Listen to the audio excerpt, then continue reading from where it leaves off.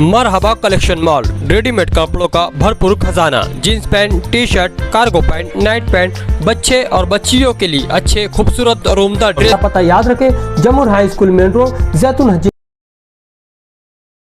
Big breaking news. Mufti Ismail Qasmi MLA के इंतहाई करीबी साथी मोहम्मद हुसैन अंसारी और कांग्रेस पार्टी के तर्जुमान इमरान राशिद इस्लाम पार्टी में शामिल। मालेगांव की सियासत में इलेक्शन से पहले, इलेक्शन के अय्याम के अलावा भी सियासी उथल पथल होती रहती है, जिससे सियासी पार्टियों में उरूज और गिरावट देखी जाती है। मालेगांव असम्बली इलेक्शन के 6 माह बाद अब आने वाले कॉर्पोरेशन इलेक्शन से पहले मुकामी बड़ी पार्टियों ने अपने वार्ड को महफूज और मुख्तस करने की कोशिश करने का काम शुरू कर दिया है। इस मामले में सबसे पहले जिसने पहल की है वो इस्लाम पार्टी है और Indian secular largest assembly of Maharashtra Islam party Malegaon ने सबसे पहले बड़ा नाम मौजूदा आमदार मुफ्ती इस्माइल कासमी एमएलए के इंतहाई करीबी साथी मोहम्मद हुसैन अंसारी और अतीक मुकादम, कलीम मुकादम और इनके साथ सैकड़ों अफराद और कांग्रेस पार्टी के तर्जुमान इमरान राशिद इस्लाम पार्टी में शमूलियत इख्तियार कर रहे हैं। और मोहम्मद हुसैन अंसारी ने नया इस्लामपुरे से हज़ार खोली ऑफिस में मोटरसाइकिल पर रैली की शक्ल में आए इनका शानदार इस्तकबाल किया गया, पटाखाबाजी की गई, जश्न का खुशी का माहौल देखा गया है। मोहम्मद कासिम चमड़े वाले साहब, अलील भाई और जितने सारे साथी आज मेरे साथ आए हैं, मैं यकीन दिलाता हूँ उनको कि मैं आसिफ शेख साहब के साथ अगर आया हूँ, शेख रशीद साहब के साथ, तो बहुत सोच समझ करके आया हूँ। इंशाल्लाह शेख आसिफ साहब मुझको निराश नहीं करेंगे और मैं आप लोग को निराश नहीं करूँगा इंशाल्लाह। बोलना तो बहुत कुछ है, लेकिन आज हालात नहीं है और मौका नहीं है शायद। मैं पार्टी क्यों छोड़ा, बस वो 2 लफ्ज़ बोल करके मैं अपनी बात इंशाल्लाह खत्म करूंगा। अगर एसआईडी का मामला असेंबली इलेक्शन से पहले आ जाए और जो हालात आज शहर में हैं, हमारी माँ बहनें 6 महीने से जेल के अंदर है, और अगर ये असेंबली से पहले हो जाता तो शायद जब भी मैं आज के एमएलए के साथ नहीं था। जो उनके अंदर कमजोरी है, जो उनकी आदतें हैं, उससे तो मैं वाकिफ था, लेकिन इतने ज्यादा वो मुश्किल हो गए, मैंने कभी सोचा नहीं था कि जब हमारी माँ बहनों की बात की आएगी तो बाहर नहीं आएगी। जब आज 6 महीने से आज हमारे घर का अगर एक आदमी जेल में होता है, पूरी खानदान की नींद साहब आराम हो जाती है। आज हमारे शहर की माँ बहनें जो है 6-6 महीने से वो आदमी के एक भी ऐसे पल का एहसास नहीं है कि उनकी फैमिली या उनके खानदान वालों के ऊपर क्या गुजर रही हो। जब मैंने 6 महीने में ये हालात देखे, हालात तो मैं तुरंत ही देख रहा था। जब पहली बार गिरेश सुमैया मालेगांव आ रहे थे, तो मैंने आज के एमएलए को बोला कि मुफ्ती साहब वो कोई पद अधिकारी नहीं है, वो एक आम आदमी है। अपन गेट पर खड़े रह गए और उसको बोले तू कैसे पेपर चेक करने के लिए आया है? तो उनके साथ एक पेंडुल रहता, पेंडुल इतना ही बड़ा है वो बोलता कि 1,09,000 वोट तो बोले उनको भी मिली ना। तो मैं बोला भैया जीत के तो अपन आए ना, जिम्मेदारी किसकी है, अपनी है कि उनकी है? लेकिन वो कम बुज़दिल है, उनके आसपास के लोग उनको और ज्यादा बुज़दिल बना देते। 2 लफ्ज़ बोल करके मैं अपनी बात खत्म करूंगा। एसआईडी का मामला हुआ, जिस तरीके से आसिफ शेख साहब ने पूरे शहर में जो लोगों की मदद की, जबकि इनका कोई राइट नहीं था। ये चाहते तो छोड़ देते, अक्सर लोग इलेक्शन हारते ना भैया, 2-2 साल दिखते उठते नहीं है ना। लेकिन आसिफ साहब ने अगले ही 8-10 दिन से वापस अपने लोगों में आ गए और जो शहर के लिए वो काम करते, उनका जो मिजाज है, उनके वालिद साहब और मेरे उस्ताद शेख रशीद साहब ने जो हमको सिखाया है, बिल्कुल उसके वही रास्ते में वो चले। जब मैंने हालात देखा, जैसे घर में बाप नहीं होता तो पूरा घर यतीम लगता है। शहर में अगर कमजोर एमएलए तो पूरा शहर यतीम है, यतीम के जैसा ये शहर हो गया है। पूरे शहर की उम्मीदें जो है वो शेख आसिफ साहब की तरफ लगी हुई है। सारे लोग की नजरें जो है शेख आसिफ साहब की तरफ देख रही है और कहीं ना कहीं अल्लाह के फजल करम से वो हर एक कोशिश कर रहे हैं जो वो कर सकते हैं। और मैं समझता अल्लाह की तरफ से कोई बात होगी। 162 वोट कोई मायने नहीं रखती। शहर के लोग तो हारे हुए आमदार के साथ वैसी संघ के लिए जैसी हारने के बाद शेख आसिफ साहब के साथ लोग जुड़े हुए।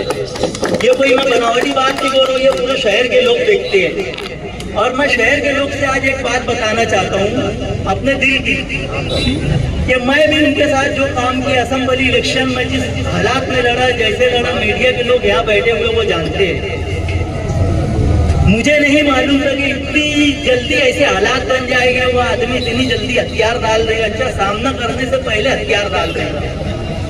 लेकिन शहर के लोग को मैं अपनी दो बात बोल करके अपनी बात खत्म करता हूँ कि शहर के लोग उनसे कोई उम्मीद मत रखना। उम्मीद उससे रखी जाती है जो कोई कोशिश करता है। ये आदमी कोशिश भी नहीं करता है। दो जुमले मैं बोलूंगा ऐसा कि आदमी सबसे पहले अपनी फैमिली के बारे में सोचता, अपने पड़ोस के बारे में सोचता, अपने मोहल्ले के बारे में सोचता, बाद में अपने शहर के बारे में सोचता। लेकिन आज के जो हमारे एमएलए ये इतने नाकारा है कि इन्होंने अपने राजकारण के लिए, अपनी सियासत के लिए 2007 से इन्होंने अपनी बहन का इस्तेमाल किया। निकाह नहीं हुआ, ये शरीयत की बात करते, ये इस्लाम की बात करते।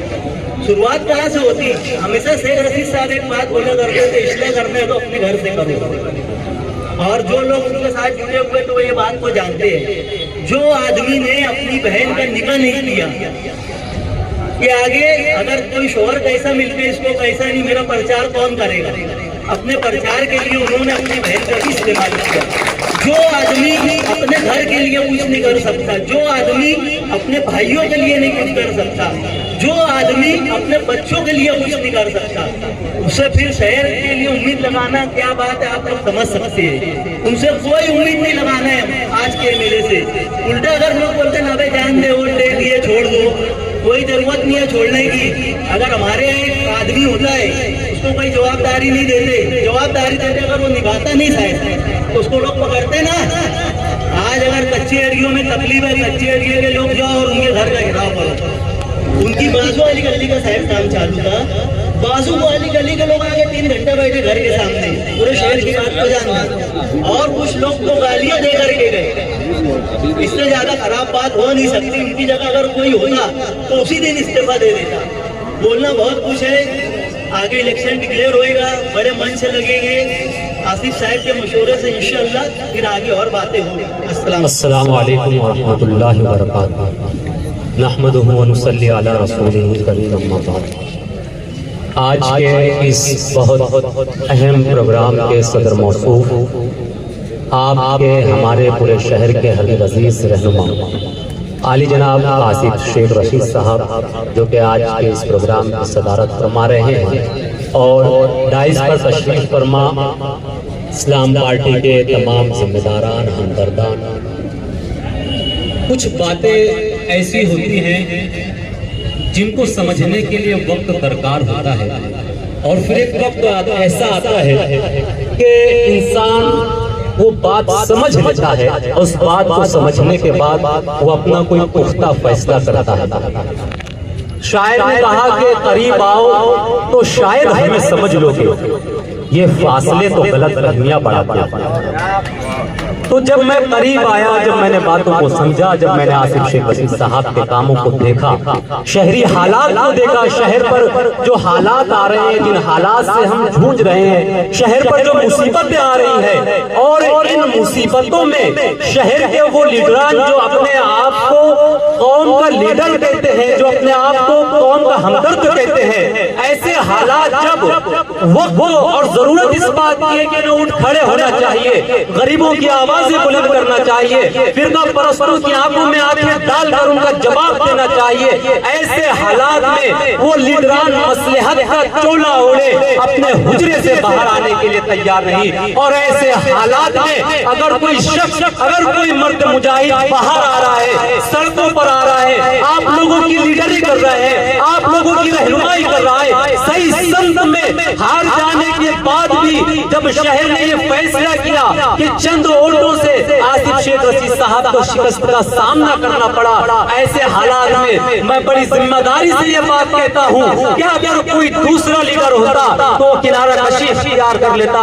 बावजूद इसके आसिफ शेख रशीद साहब ने इस बात को तस्लीम किया कि ठीक है, कुछ लोगों का ये फैसला था, चंद वोटों की कमी की वजह से उन्हें शिकस्त का सामना करना पड़ा, लेकिन उन्होंने इस बात को तस्लीम किया कि लीडर वो नहीं होता है जो हार जाने के बाद अपने घर में बैठ जाता है, लीडर वो नहीं होता है जो जीत जाने के बाद 5 साल अपने मुंह पर ताला लगा लेता है, बल्कि लीडर वो होता है जो हर हाल में, हर हालत में कौम की खिदमत करता है और कौम की खिदमत के लिए हर वक्त अपने आप को पेश करता है कि मेरी जिंदगी का मकसद कि सभी को फैज़ पहुंचे, मैं चराग रहगुज़र हूँ, मुझे शौक से जलाओ। और आसिफ शेख रशीद साहब उसकी जिंदा मिसाल है जो हर वक्त लोगों के लिए खड़े हैं। 12 नवंबर का मामला हमारे सामने आया, हमारे सामने जन्म दाखिले का मामला आया, हमारे सामने अभी और भी दीगर मामलात है। ऐसे हालात में आसिफ शेख रशीद साहब हमारे अपनी रहनुमाई कर रहे हैं। इन्हीं बातों को देखते हुए मैंने ये फैसला किया कि जरूर मुझे जो है आसिफ शेख रशीद साहब की पार्टी में शामिल होना चाहिए। ये वक्त कोई बहुत लंबी चौड़ी तकरीर का वक्त नहीं है, इंशाअल्लाह जब मौका मिलेगा तो हम मुख्तलिफ मौज़ूआत पर अपने ख्यालात का इज़हार भी करेंगे। मैं इंशाअल्लाह